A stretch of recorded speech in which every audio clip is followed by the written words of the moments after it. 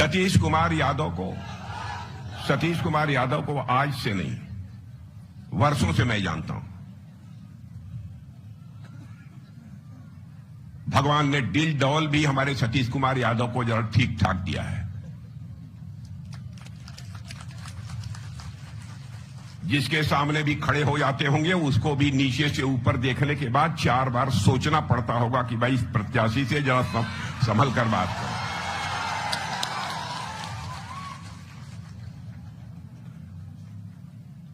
और इनके बारे में जो कुछ भी मैंने सुना है बहने भाई, हो सकता है प्रत्याशी होता है, विधायक होता है, व्यस्तता होती है, विधानसभा की भी व्यस्तता होती है और साथ ही साथ अन्य भी बहुत सारी व्यस्तताएं होती हैं। हो सकता है किसी की अपेक्षा रही होगी यह काम हो जाए, हो सकता है वो न हुआ हो, लेकिन इतनी बात मैं दावे के साथ कह सकता हूं कि पूरी ईमानदारी के साथ सतीश कुमार यादव ने अपने विधानसभा के विकास की अपनी तरफ से कोशिश की है और इस विधानसभा का विकास हुआ है। इस सच्चाई को कोई नकार नहीं सकता।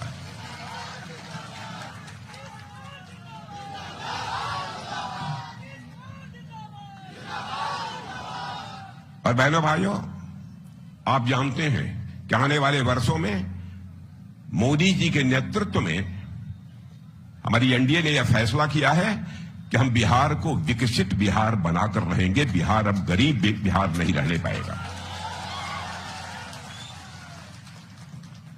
और इस जो कुछ भी मैं कह रहा हूं पिछले 10-5 वर्षों के अंदर श्री नीतीश कुमार जी की सरकार रहते हुए प्रत्यक्ष आप लोगों ने अपनी आंखों से देखा है।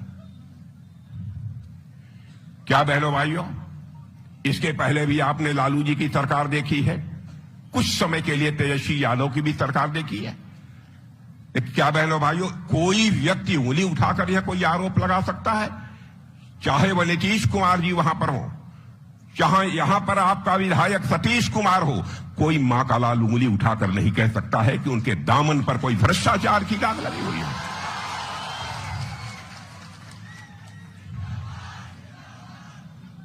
जिसका दामन साफ होगा बहनों भाइयों, वही बिहार को विकसित बिहार बना सकता है।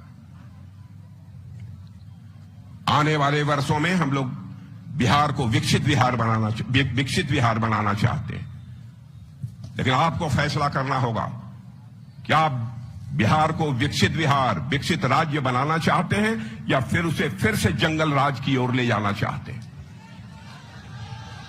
मैं आपसे पूछना चाहता हूं, जरा एक आवाज में बतलाइए, क्या बिहार को विकसित राज्य बनाना चाहते हैं कि या फिर से जंगल राज की ओर ले जाना चाहते हैं?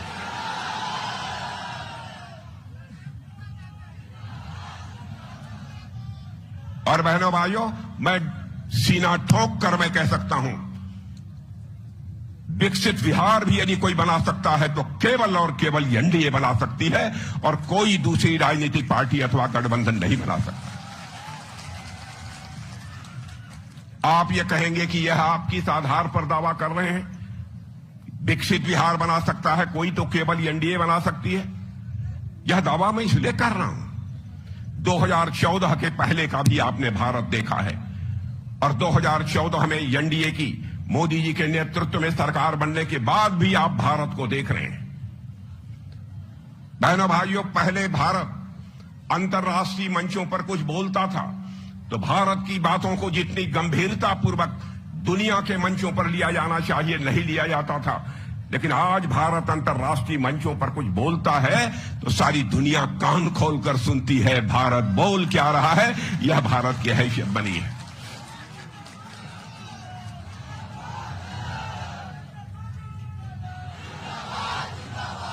धन दौलत के मामले में जिसे अर्थव्यवस्था का आकार कहते हैं, धन दौलत के मामले में जो हमारा भारत 2014 के पहले दुनिया के देशों में 11वें स्थान पर खड़ा था, आज वो हमारा भारत जंप लेकर दुनिया के देशों में 4थे स्थान पर आकर खड़ा हो गया है मेरे बहनों भाइयों।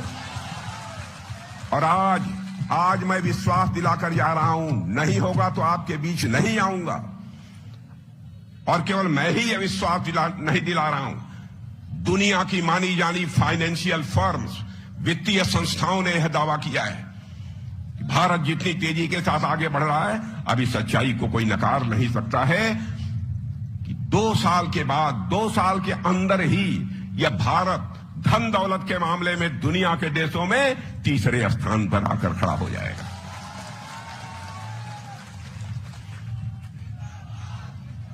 हमसे यदि कोई पूछे, सच में हमारा दिल तो कहता है तीसरा स्थान भी हमको स्वीकार नहीं है। भारत को तो धन दौलत के मामले में हम दुनिया का नंबर 1 देश बनाना चाहते हैं बहनों भाइयों, और मुझे लगता है कि यह बनकर रहेगा।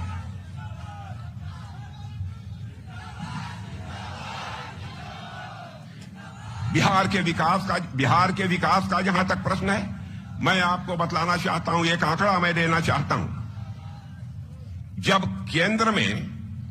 केंद्र में कांग्रेस और आरजेडी की सरकार थी, यानी यूपीए की सरकार थी, तो 10 साल में इन्होंने बिहार के विकास के लिए केवल 2 लाख करोड़ रुपया दिया था। 2 लाख करोड़ केवल दिया था। और जानते हैं, जब से हम लोगों की सरकार आई है, 10 साल में हम लोगों ने बहनों भाइयों 15 लाख करोड़ रुपए बिहार के विकास के लिए दिया है। जब भी इन लोगों की सरकार आती है, बिहार पर ब्रेक लग जाता है। और हिंदुस्तान में किसी भी राज्य में जाकर देख लीजिए, जहां जहां पर भारतीय जनता पार्टी की सरकार होगी अथवा एनडीए की सरकार होगी, वहां विकास की गति सर्वाधिक तेजी के साथ आगे बढ़ रही होगी। विकास करने का सामर्थ्य, विकास करने की कुवत, विकास करने की कला यदि किसी के पास है तो वो एनडीए के पास है मेरे बहन भाइयों, इसलिए आया है। और हम खुशहाल बिहार बनाना चाहते हैं, और हम तो यह चाहते हैं दिल से कि हमारे बिहार का एक भी नौजवान शेष नहीं बचना चाहिए।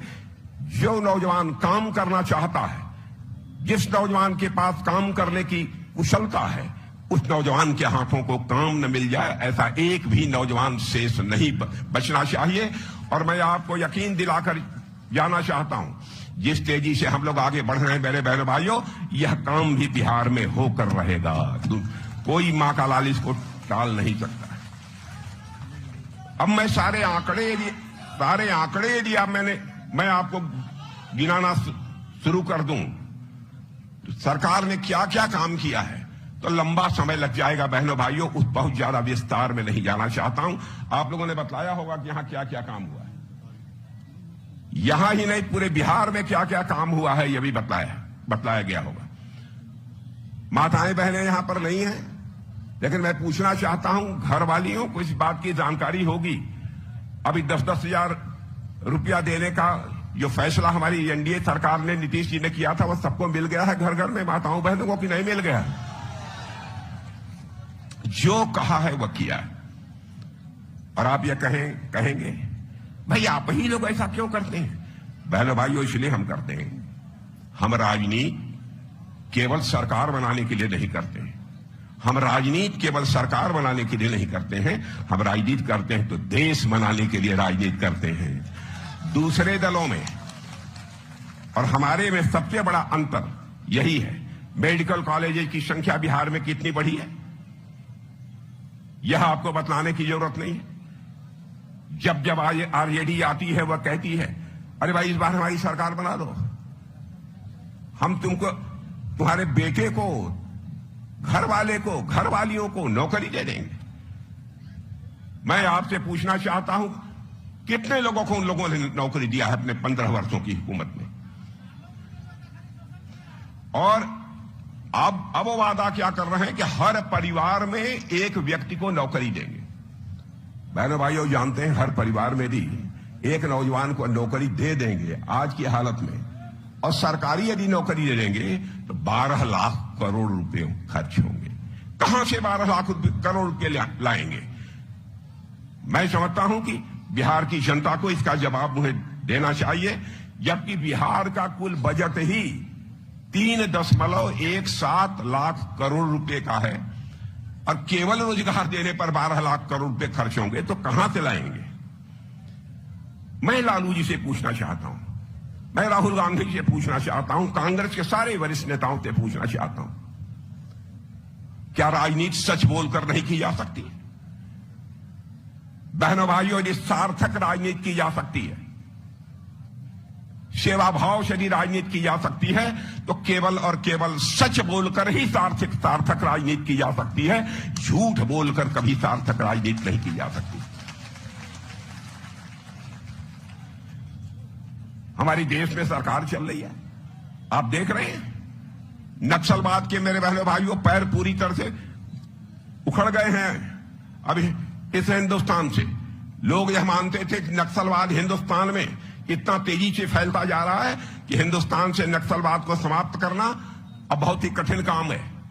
चाहे कितनी भी बड़ी चुनौती क्यों न हो, यदि नीयत साफ हो तो उस चुनौती पर कोई व्यक्ति विजय प्राप्त कर सकता है। मेरे बहनों भाइयों, मैं दावे के साथ कह सकता हूं। और यह काम यदि कोई कर सकती है तो केवल और केवल एनडीए ही कर सकती है। आप कहीं जाइए, डंके की चोट पर आप कह सकते हैं आइए नहीं एनडीए के बिहार में।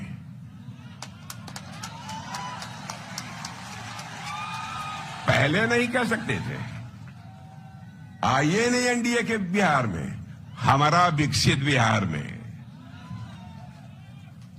और इनकी क्या हालत है थी? इनकी हालत क्या थी? आरजेडी के लोगों की, यूपीए के लोग, आइए ना हमारा बिहार में, ठोक देंगे कपार में।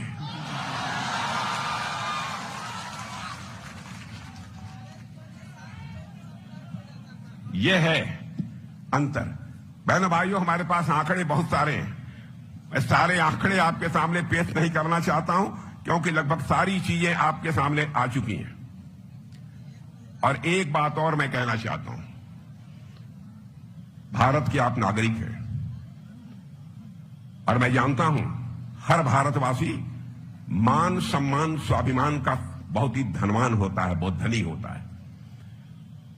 वह बिना खाए 2-4 दिन तो गुजार सकता है, लेकिन अपने स्वाभिमान पर चोट किसी भी सूरत में वो बर्दाश्त नहीं कर सकता। मान, सम्मान, स्वाभिमान ये मनुष्य के हृदय की सबसे बलवती भावना होती है। मेरे बहनों भाइयों, चंद्रशेखर आजाद, सरदार भगत सिंह, खुदीराम बोस, अशफाक उल्लाह खां जैसे नौजवानों ने 20 साल 21 साल की जवानी में हंसते हंसते फांसी के फंदे को चूम लिया था। तब जाकर यह भारत आजाद हुआ है। उस स्वाभिमान की भावना की रक्षा भी यदि कोई कर सकता है तो केवल और केवल एनडीए कर सकती है, भारतीय जनता पार्टी कर सकती है, और कोई दूसरा नहीं कर सकता।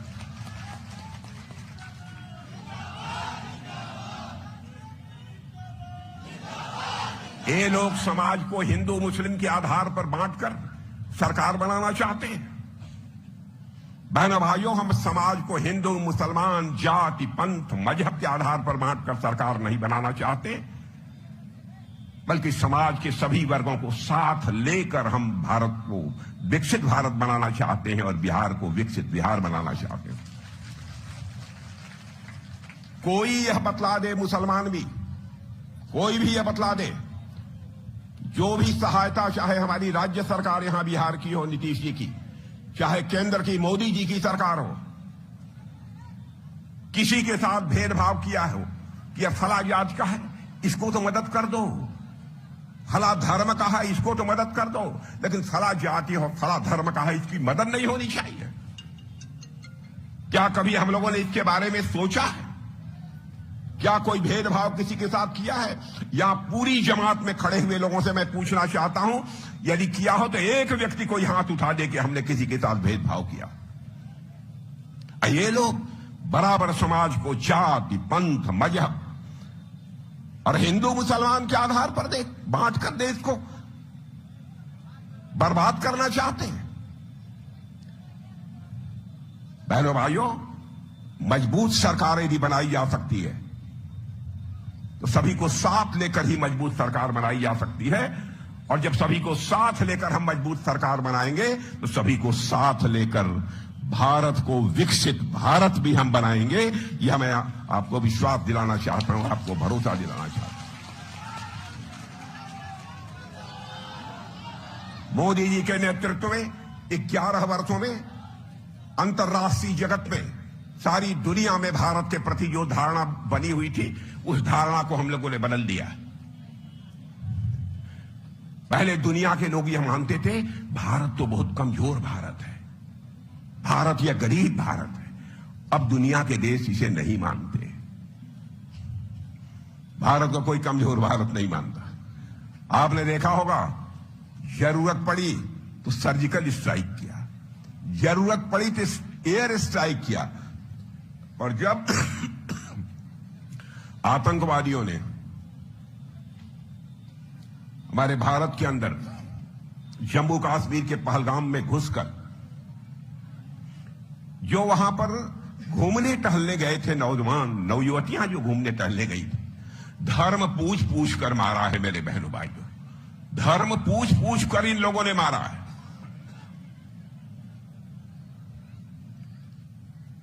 और पाकिस्तानी लोग यह मानकर चल रहे थे बहुत बड़ा करिश्मा कर दिया है,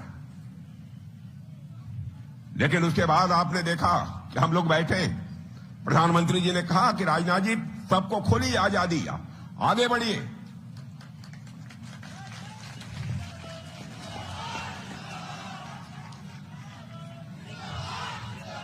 और मैंने अपने सेना के सारे प्रमुखों को बुलाकर जब उनकी बैठक की, मैंने कहा कि इस समय 2-4 दिन के अंदर ही हमको ऑपरेशन करने की जरूरत पड़ेगी और हम इसका मुंहतोड़ जवाब देना चाहते हैं। तो आपको जानकर खुशी होगी कि चाहे हमारे सेना के अध्यक्ष रहे हों, चाहे नौसेना के अध्यक्ष रहे हों, चाहे वायुसेना के अध्यक्ष रहे हों, तीनों ने कहा कि सर जो आदेश होगा हम ऑपरेशन करने के लिए पूरी तरह से चटपट भी करने के लिए हम तैयार हैं।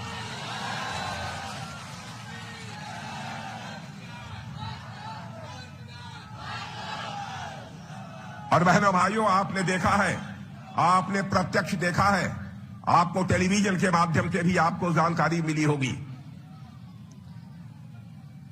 हम लोगों ने ऑपरेशन सिंदूर के माध्यम से केवल उन्हीं ठिकानों पर अटैक किया जहां पर कि आतंकवादी संगठन चलते थे, जहां पर आतंकवादियों के केंद्र थे।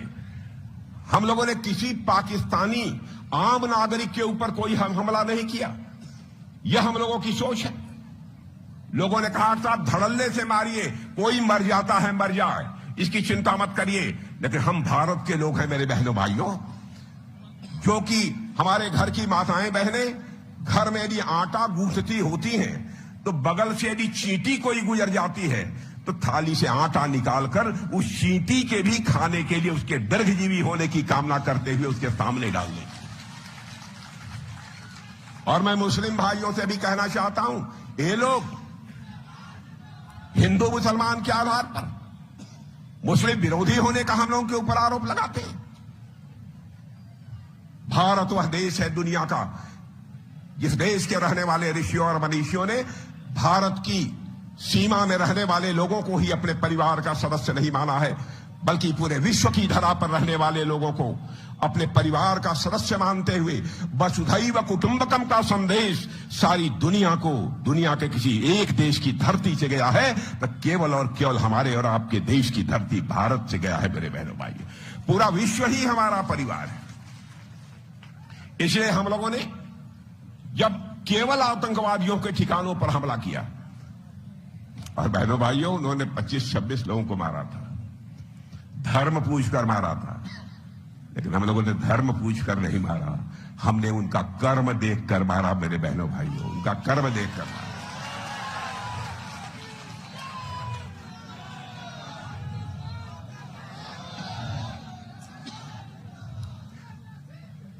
और आपको जानकर खुशी होगी कि सारी दुनिया में इसकी सराहना हुई। भारत की ताकत का एहसास सारी दुनिया को हुआ।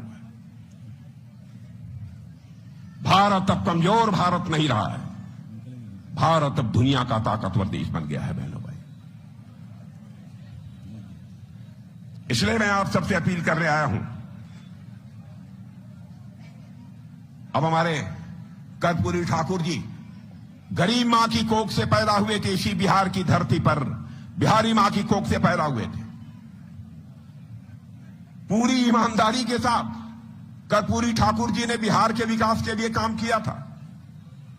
कांग्रेस के लोग आते रहे, 50-55 वर्षों तक अखंड इन लोगों ने सरकार चलाई, केवल कर्पूरी ठाकुर जी की फ्लैग चिंता नहीं की।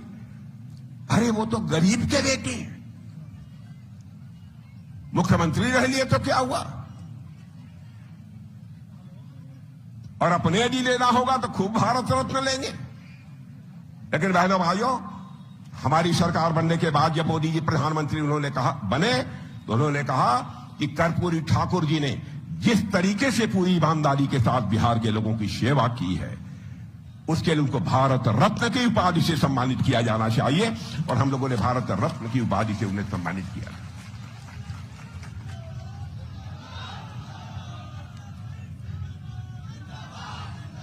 और बहनों भाइयों, हम लोगों का घोषणा पत्र जारी हो चुका है, घोषणा पत्र जारी हो चुका है।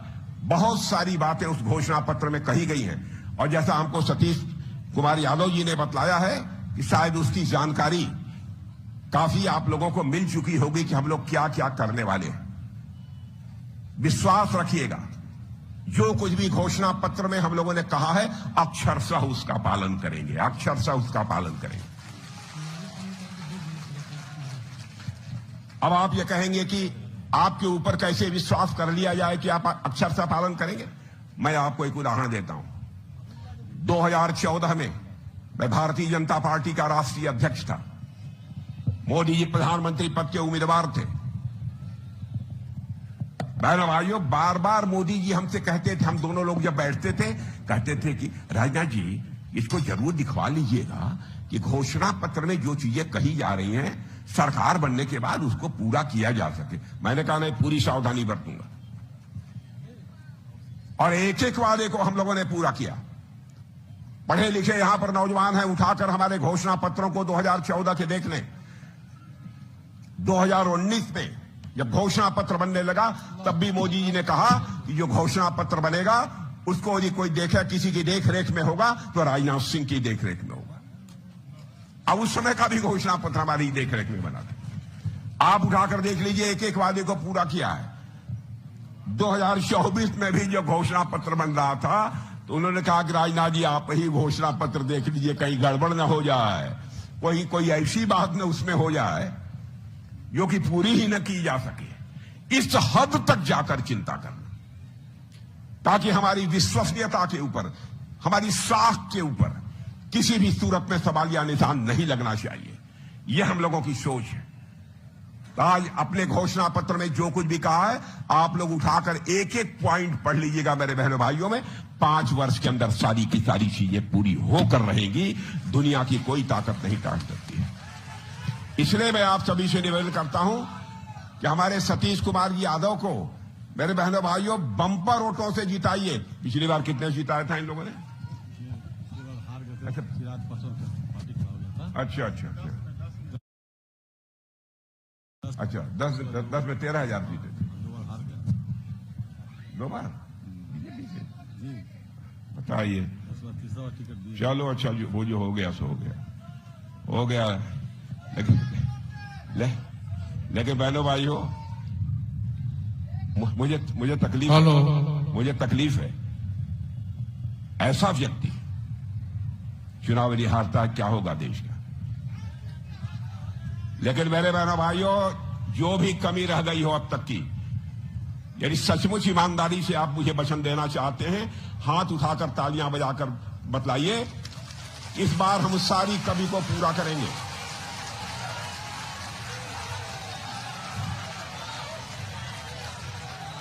तो मैं यह मान कर जाऊं बम्पर वोटों से हमारे सतीश यादव जी को चुना कर आप भेजेंगे। बोलिए, इधर के लोग बोलिए।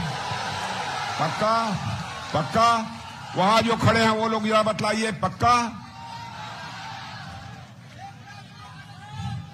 प्राण जाई पर वचन न जाई, प्राण जाई पर वचन न जाई, याद रखिएगा। और मैं आपको यकीन दिलाता हूं सतीश जी, आपको भारी भरकम 12-13 हजार से काम नहीं चलेगा। कितने से? तो सुन लीजिए, यदि आप लोगों ने कहा है कि 50,000 से जिताएंगे, जब मैं मान लूं 50,000 जिताएंगे, सुनिए तो 50,000 में दूंगा। आप ऐसा करिए 40-50 हजार के बीच में इन्हें जिता दीजिए। मैं आपको यकीन दिलाना चाहता हूं, मैं फिर से इनके चुनाव जीतने के बाद यदि सतीश जी बुलाएंगे तो मैं जरूर आऊंगा तो अपना स्वागत कराने के लिए नहीं आऊंगा, बल्कि एक बार शीश झुकाकर यहां की जनता के प्रति आभार व्यक्त करने के लिए मैं आऊंगा। मेरे बहनों भाइयों, आप सबको बहुत बहुत धन्यवाद।